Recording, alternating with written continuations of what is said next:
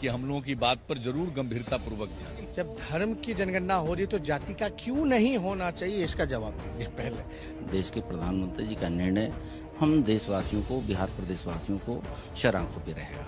जातिगत जनगणना के पक्ष में नरेंद्र मोदी जी हैं और फिर नहीं होगा तो माननीय मुख्यमंत्री जी इस पे विचार करेंगे क्या करना है। बाकी हमें पूरा उम्मीद है कि होंगे।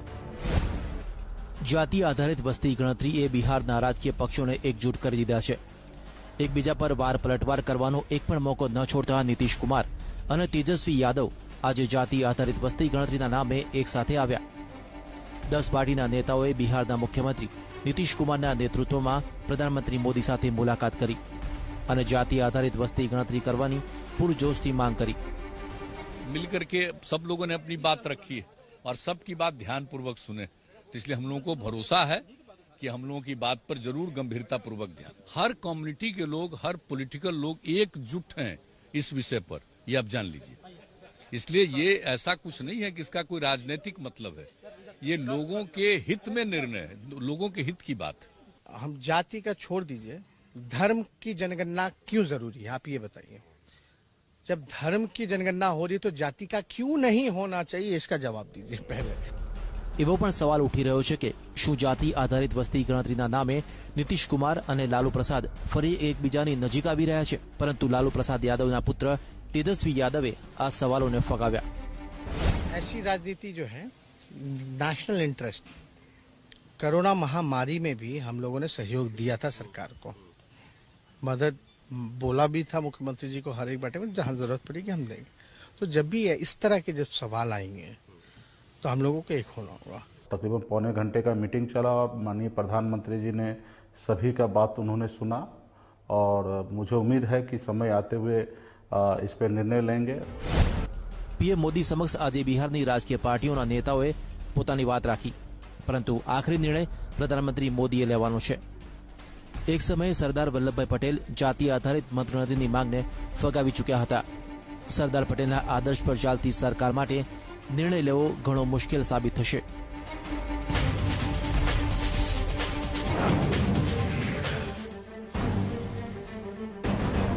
સપ્ટેમ્બરમાં આવી શકે છે કોરોનાની ત્રીજી લહેર, આવી આશંકા વ્યક્ત કરાઈ છે નેશનલ ઇન્સ્ટિટ્યૂટ ઓફ ડિઝાસ્ટર મેનેજમેન્ટના એક રિપોર્ટમાં। ચિંતાની વાત એ છે કે ત્રીજી લહેર દરમિયાન સૌથી વધુ ખતરો બાળકો પર હશે। 55 પાનાના રિપોર્ટમાં કહેવાયું છે કે કોરોનાની ત્રીજી લહેર સપ્ટેમ્બર મહિનામાં આવશે। આ દરમિયાન પ્રતિદિન 5 લાખથી વધુ કેસ નોંધાઈ શકે છે। રિપોર્ટમાં એવું પણ કહેવાયું છે કે આ સંભાવનાને જોતા ઓક્ટોબર મહિના સુધી કેસ ઘટીને 2 લાખ થઈ શકે છે, જ્યારબાદ ક્રમશઃ પરિસ્થિતિ સામાન્ય બનશે। રિપોર્ટમાં એનઆઈડીએમએ 7 lakh oxygen bed, 10 lakh isolation bed અને 2 લાખ આઈસીયુ બેડ તૈયાર રાખવાની સલાહ આપી છે। આ ઉપરાંત બાળકો પર વધારે ખતરો હોવાથી તેમના માટે પૂરતી આરોગ્ય વ્યવસ્થા ગોઠવવા ભલામણ કરી। ત્રીજી લહેરની આશંકા વચ્ચે દેશમાં કોરોનાના કેસ સતત ઘટી રહ્યા છે। છેલ્લા 5 દિવસના આંકડા પર નજર કરીએ તો 18 ઓગસ્ટે 36,401, 19 ઓગસ્ટે 36,571, 20 ઓગસ્ટે 34,457, 21 ઓગસ્ટે 30,948 અને 22 ઓગસ્ટે 25,072 કેસ નોંધાયા।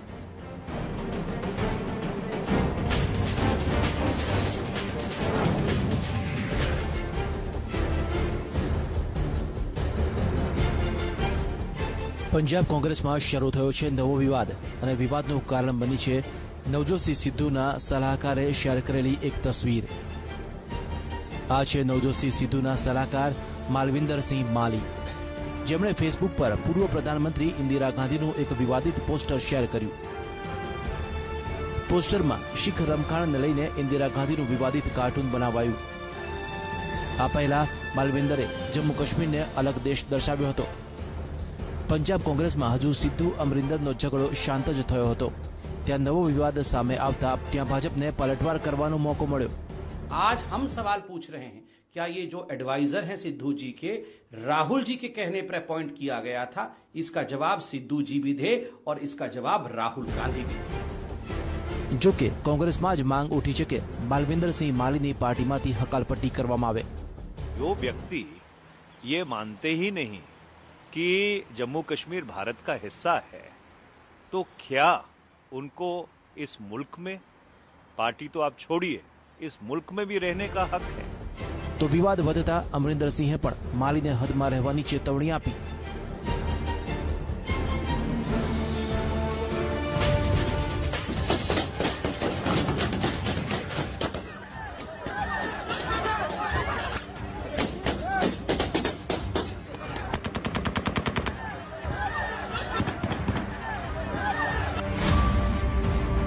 બંદૂક જ હવે અફઘાનિસ્તાનવાદીઓને પંજશીરની ઘાટીના પ્રવેશદ્વાર પાસે એકઠા કરી રહ્યું છે। સાલાંગ હાઈવેને આપણા યુવકોએ બંધ કર્યો છે। કેટલાક વિસ્તારો એવા છે જ્યાં જવાથી બચવું જોઈએ। વિડીયોમાં દેખાતા આ લોકો તાલિબાની આતંકવાદીઓ છે, જેઓ પંજશીરની ઘાટી પાસે એકત્ર થઈ રહ્યા છે।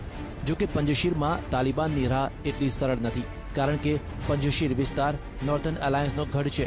ચારે બાજુ ઊંચા ઊંચા પહાડો છે, જ્યાં નોર્ધન અલાયન્સની ફોજ તૈનાત છે।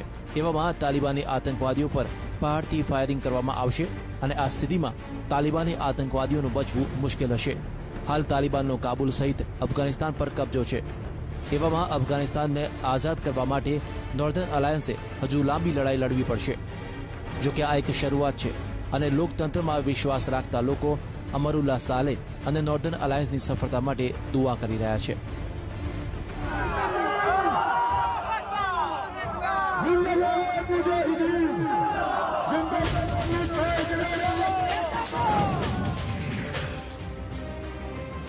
અફઘાનિસ્તાનથી અલગ અલગ દેશના રેસ્ક્યુ ઓપરેશનની આ તસવીરો છે। તાલિબાની આતંકનો દર્દ સહન કરનારા લોકોના ચહેરા પર સુરક્ષાનું હાસ્ય પ્રસરાવી રહી છે। ખુલ્લા આકાશમાં લોકોની આ ઉડાન તાલિબાનના ખૌફથી આઝાદીનો પુરાવો આપે છે। તાલિબાનના કબજા બાદ લાખોની સંખ્યામાં અફઘાનિસ્તાનના લોકો પોતાના પરિવાર સાથે દેશ છોડવાની કોશિશ કરી રહ્યા છે। તાલિબાનથી બચવા માંગતા આ લોકો માટે દુનિયાના અનેક દેશોએ પોતાના દરવાજા ખોલ્યા છે। અફઘાનિસ્તાનના નાગરિક ઉપરાંત ત્યાં રહેતા અનેક લોકો માટે ભારત સહિત ઘણા દેશે રેસ્ક્યુ ઓપરેશન શરૂ કર્યું છે। તાલિબાનના કાળા કાયદાના ડરથી ભાગતા લોકો માટે કાબુલ એરપોર્ટના રનવે પર ઉતરતું આ વિમાન હજારો લોકો માટે નવી આશા અને રાહતની રોશની લઈને આવ્યું છે।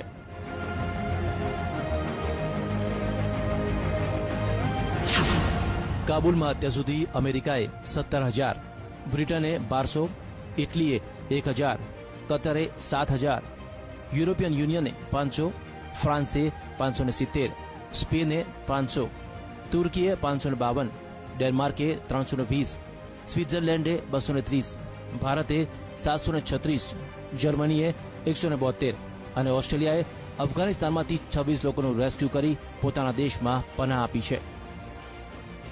અફઘાનિસ્તાનમાં તાલિબાની શાસન વચ્ચે બ્રિટન, અમેરિકા અને યુરોપિયન યુનિયન સહિત તમામ દેશ પોતાના નાગરિકો ઉપરાંત અફઘાની લોકોને સુરક્ષિત કાઢવાની તૈયારીમાં છે। કાબુલ એરપોર્ટ બહાર અફઘાનિસ્તાન છોડવા માંગતા હજારો લોકોની લાંબી લાઈન છે। સમગ્ર અફઘાનિસ્તાનમાંથી કાબુલ એરપોર્ટ પહોંચવા માટે લોકોએ તાલિબાનના અનેક અવરોધોનો સામનો કરવો પડે છે। લોકો મદદ માટે અમેરિકી સૈનિકોને ગુહાર લગાવી રહ્યા છે।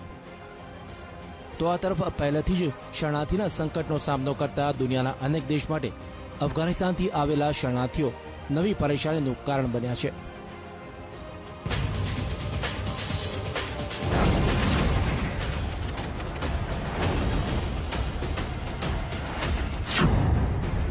અફઘાનિસ્તાનના રાષ્ટ્રપતિ ભવનની આ તસવીર આપે જરૂર જોઈ હશે, પરંતુ શું આપનું ધ્યાન ગયું કે દિવાલ પર લાગેલી આ તસવીર આખરે કોની છે? તસવીરમાં એક ફકીર રાજાને આશીર્વાદ આપે છે અને આ રાજા છે અહમદ શાહ દુર્રાની। ભારતમાં આ રાજાને અહમદ શાહ અબ્દાલીના નામથી ઓળખવામાં આવે છે અને અફઘાનિસ્તાનને એક દેશના રૂપમાં સ્થાપિત કરનાર આ પહેલા રાજા હતા। તાલિબાન લીડર મુલ્લા અબ્દુલ ગની બરાદર પણ આ જ રાજાના કબીલાના છે, જેમને દુર્રાની કહેવાય છે। પૂર્વ રાષ્ટ્રપતિ હામિદ કરઝઈ પણ આ જ કબીલાના છે અને આ જ કારણ છે કે તાલિબાની નેતા અબ્દુલ ગની બરાદર નવી સરકાર બનાવવા માટે હામિદ કરઝઈ સાથે વાતચીત કરી રહ્યા છે। તાલિબાન તરફથી અબ્દુલ બરાદરની કોશિશ છે કે અફઘાનિસ્તાનમાં એક એવી સરકાર બને જેનાથી પોતાના જૂથના નેતાઓને વધુમાં વધુ પ્રતિનિધિત્વ મળે। 2010માં બરાદરની પાકિસ્તાનમાંથી ધરપકડ કરવામાં આવી હતી, પરંતુ અમેરિકાના દબાણ બાદ 2018માં તેને મુક્ત કરી કતર મોકલી દેવાયો, જ્યાં તેને તાલિબાનની પોલિટિકલ ઓફિસનો પ્રમુખ બનાવાયો। અહીં તેણે અમેરિકા સાથે એ સમજૂતી પર હસ્તાક્ષર કર્યા જે મુજબ વિદેશી સેના અફઘાનિસ્તાન છોડશે.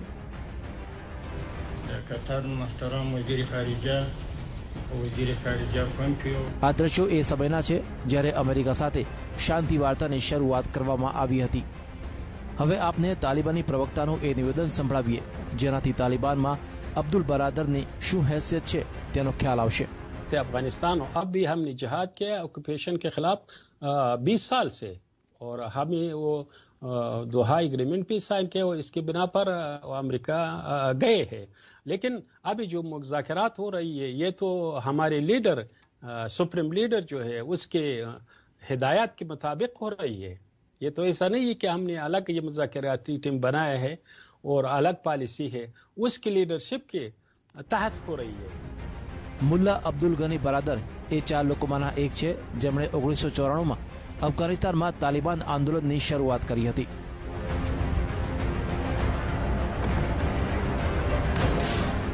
અફઘાનિસ્તાન પર કબજો કર્યા બાદ તાલિબાની કમાન જે લોકોને સોંપવામાં આવશે તેમાંનું એક નામ મુલ્લા બરાદર છે.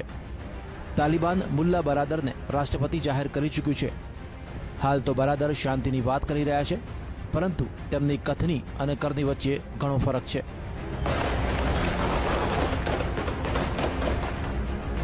છેલ્લા 20 વર્ષમાં આ શખ્સે તાલિબાનના ફંડિંગને એ રીતે સંભાળ્યું છે કે આજે તાલિબાન પાસે પૈસાની કોઈ તંગી નથી.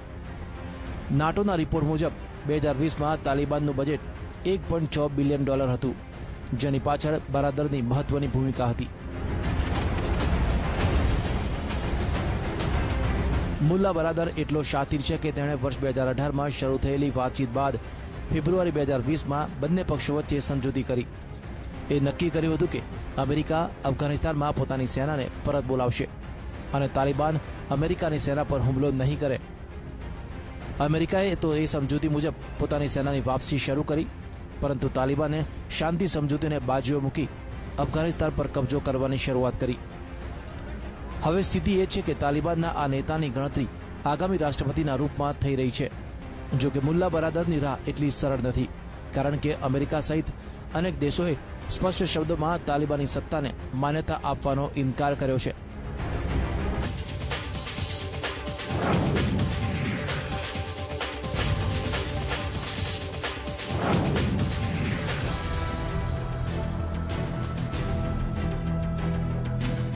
શિક્ષક સજ્જતા સર્વેક્ષણ પર રાજ્ય સરકાર અને શૈક્ષણિક મહાસંઘ આવી ગયા છે આમને સામને. શિક્ષણ મંત્રી ભૂપેન્દ્રસિંહ ચુડાસમાએ હુંકાર કર્યો કે આવતીકાલે યોજાઈને જ રહેશે શિક્ષક સજ્જતા સર્વેક્ષણ. આજે શિક્ષણ મંત્રીએ પ્રેસ કોન્ફરન્સ યોજી કહ્યું આ સર્વેક્ષણ મરજિયાત છે નહીં કે ફરજિયાત. એટલું જ નહીં સર્વેક્ષણની નોંધ શિક્ષકની સર્વિસ બુક કે કરિયરમાં નહીં લેવાય. શિક્ષણ મંત્રીએ શૈક્ષિક મહાસંઘે કરેલા સર્વેક્ષણના બહિષ્કારને અયોગ્ય ગણાવ્યો. તમે સંમત થયા પછી અમે આ નિર્ણય લીધો છે. મરજિયાત છે તો બહિષ્કાર શેનો? હું તમને રોનકભાઈ પૂછ્યું હતું, મને આટલું સમજાવો ને કે મરજિયાત પછી બહિષ્કાર શેનો? લોજિક ક્યાં છે આમાં? મરજિયાત પછીનો બહિષ્કાર બસ ઉપડે છે. તમારે બેસવું છે તો બેસી જાઓ, તમારે નથી બેસવું તો ના બેસતા. મારે નથી બેસવું ને બસને નહીં ઉપડવા દઉં, એ કેવું લોજિક ભાઈ? મારે નથી બેસવું અને બસને ઉપડવા દેવી નથી અને પછી શિક્ષણ ખાતામાં ભ્રષ્ટાચાર ચાલે છે. તો આ તરફ શૈક્ષિક મહાસંઘના હોદ્દેદારોએ શિક્ષણ મંત્રી પર ગંભીર આરોપ લગાવી આહવાન કર્યું કે મંગળવારે ધિક્કાર દિવસ મનાવીશું. શિક્ષકોના ઉપર પ્રશ્નાર્થ ચિહ્ન કરનાર ક્યારેય લાંબો સમય ટકી શકતા નથી. મિત્રો, ખુરશી ખાલી કરવી પડશે કારણ કે શિક્ષક જયારે મેદાન ઉપર આવે છે ને ત્યારે એને રસાતાળ કરી દે છે.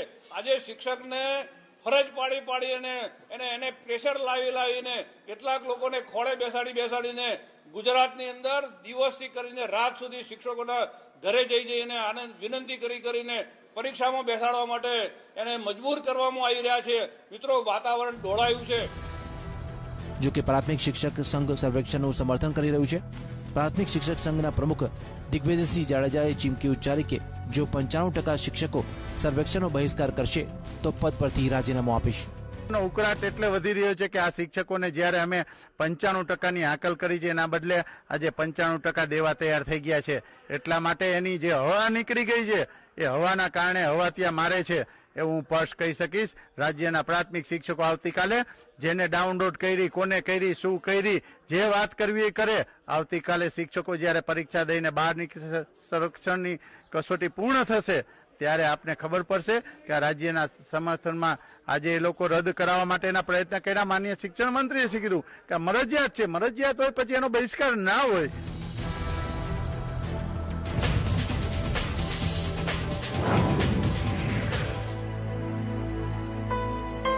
ઉત્તર પ્રદેશના પૂર્વ મુખ્યમંત્રી કલ્યાણસિંહ આજે પંચમહાભૂતમાં વિલીન થયા. અંતિમ વિદાય આપવા મોટી સંખ્યામાં લોકો તેમના પૈતૃક ગામ ઉત્તર પ્રદેશના અતરૌલી પહોંચ્યા. ગૃહમંત્રી અમિત શાહ અને ઉત્તર પ્રદેશના મુખ્યમંત્રી યોગી આદિત્યનાથ પણ અતરૌલી પહોંચ્યા, જ્યાં તેમણે કલ્યાણસિંહને શ્રદ્ધાંજલિ અર્પી. इतने गरीब तबके से उठकर इतना बड़ा नेता बनना, विचारधारा के लक्ष्यों के लिए जीवन भर संघर्षरत रहना, समाज के दबे कुचले वर्ग के लिए हमेशा अपने आप को समर्पित रखना, ये हम सब भारतीय जनता पार्टी के कार्यकर्ताओं के लिए प्रेरणा की चीजें रहेगी. મધ્ય પ્રદેશના મુખ્યમંત્રી શિવરાજસિંહ ચૌહાણ પણ કલ્યાણસિંહના દર્શન માટે પહોંચ્યા. બપોર બાદ નૌરોરા સ્થિત બંસી ઘાટ પર કલ્યાણસિંહના અંતિમ સંસ્કાર કરાયા. તેમની અંત્યેષ્ટિમાં રક્ષામંત્રી રાજનાથસિંહ પણ ઉપસ્થિત રહ્યા.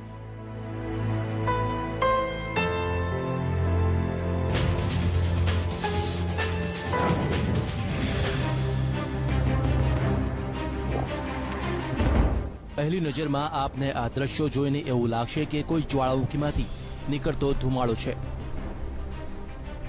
પરંતુ આ દ્રશ્યો કોઈ જ્વાળામુખીના નહીં, પરંતુ જંગલમાં ફાટી નીકળેલી ભીષણ આગના છે.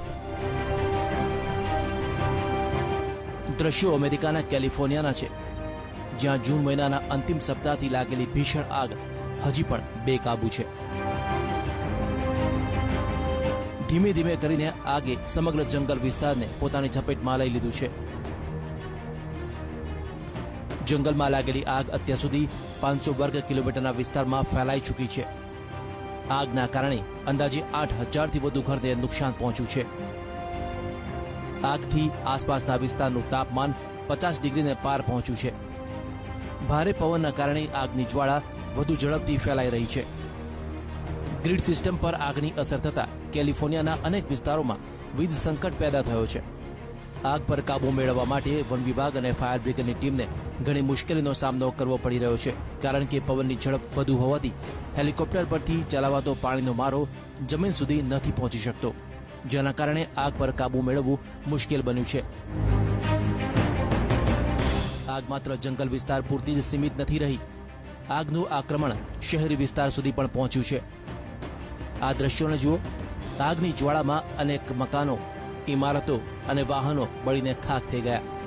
ડ્રોનથી લેવાયેલા આ દ્રશ્યોમાં ચારે બાજુ ધુમાડાના ગોટે ગોટા જોવા મળે છે. આગ કેટલી ભયાનક હશે તેનો અંદાજો ચારે બાજુ ફેલાયેલા ધુમાડાથી લગાવી શકાય છે. છેલ્લા 3 મહિનાથી આ જ રીતે અમેરિકાનું કેલિફોર્નિયા સળગી રહ્યું છે.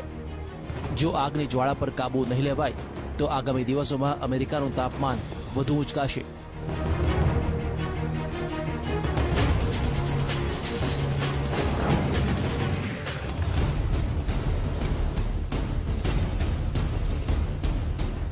મોટા મોટા વાહનો પણ પાણીના પ્રકોપ સામે લાચાર બની ગયા. ગઈકાલ સુધી આબાદ મનાતા શહેરો આજે સંપૂર્ણ રીતે બરબાદ થઈ ગયા. પાણીના ધસમસતા પ્રવાહની સામે જે કંઈ પણ આવ્યું તે તાસના પત્તાની જેમ ધરાશાયી થઈ ગયું. પૂરના પ્રકોપના દ્રશ્યો અમેરિકાના ટેનેસી શહેરના છે, જ્યાં ભારે વરસાદ બાદ ચારે બાજુ તબાહી જ તબાહી જોવા મળે છે. પૂરના કારણે ટેનિસમાં અત્યાર સુધી 10 લોકોના મૃત્યુ થયા, જ્યારે 30થી વધુ લોકો લાપતા છે. મેકવેન શહેરમાં એક જ દિવસમાં અંદાજે 17 ઇંચ વરસાદ વરસ્યો. હવામાન વિભાગ મુજબ નેશવિલે શહેરમાં 24 કલાકમાં 13 ઇંચ વરસાદ પડ્યો, જે 40 વર્ષ કરતાં સૌથી વધુ છે. ભારે વરસાદની સાથે પૂરના કારણે અનેક રસ્તાનું ધોવાણ થયું. તો વીજળી પણ ગુલ થતા અનેક વિસ્તારો સંપર્ક વિહોણા બન્યા છે. પૂરના પ્રકોપનો સામનો કરતા અમેરિકામાં મુસીબત આટલેથી જ નથી અટકી. અમેરિકામાં પૂરની સાથે દરિયામાં સર્જાયેલું વાવાઝોડું પણ ખતરાનું કારણ બન્યું છે. દરિયામાં ઉછળતા ઊંચા ઊંચા મોજા અમેરિકામાં ત્રાટકનાર હેનરી નામના તોફાનનો સંકેત છે. મોસમ વિભાગ મુજબ હેનરી તોફાનની ગતિ લગભગ 120 કિલોમીટર પ્રતિ કલાકની હશે. વાવાઝોડાના કારણે 5 કરોડથી વધુ લોકો પ્રભાવિત થવાની સંભાવના છે. હેનરી ચક્રવાત ત્રાટકે તે પહેલા ન્યૂયોર્કમાં મુશળધાર વરસાદ પડ્યો. ખતરનાક તોફાનને ધ્યાને રાખી અનેક શહેરને એલર્ટ કરાયા છે. હવામાન વિભાગે અમેરિકાના અલગ અલગ શહેરોમાં એલર્ટ જાહેર કર્યું છે. હવામાન વિભાગનું માનીએ તો આગામી દિવસોમાં હેનરી તૂફાન દરિયામાં વધુ સક્રિય થશે અને આસપાસના વિસ્તારોમાં તારાજી સર્જશે.